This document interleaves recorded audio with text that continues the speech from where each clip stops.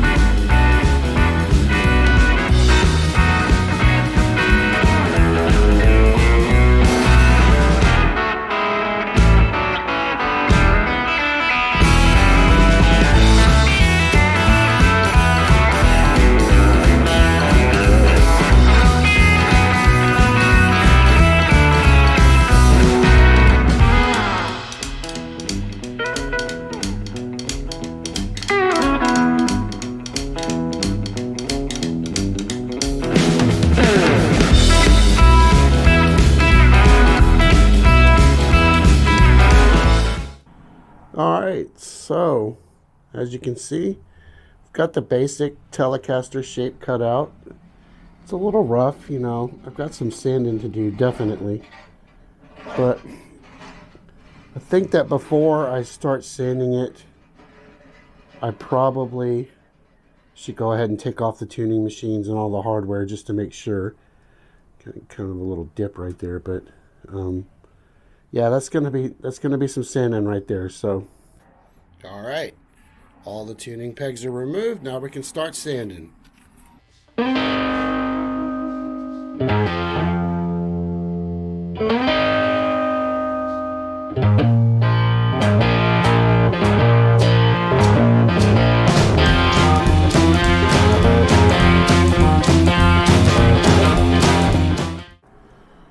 All right, so we are pretty much done with the headstock.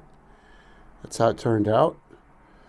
I modeled it after Muddy Waters Telecaster. It's slightly different headstock shape than other Telecasters, but you can see we pretty much got it as smoothed out as we can possibly get it.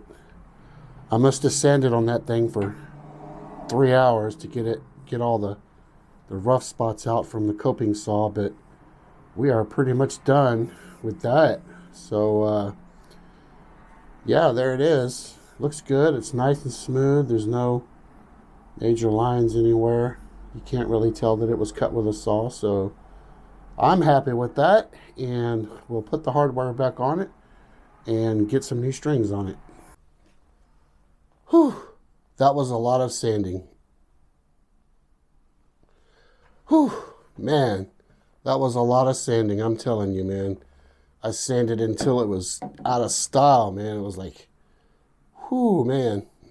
When they tell you that maple is a hard wood, they're not lying, man. I had these two things. I had a rough grit sandpaper. I had finishing sandpaper. And but I finally got it to where I wanted it, and it looks really great, nice and smooth, nice Telecaster shape, not quite as slim as I wanted it. I wanted it kind of more like the Squire Strats. They're a little bit more thin line. The hump isn't so prominent, and the rounding right here is just a little bit closer to the tuning peg. But you know what? I'm cool with it. It looks great. I'm happy with it, and it sounds great too.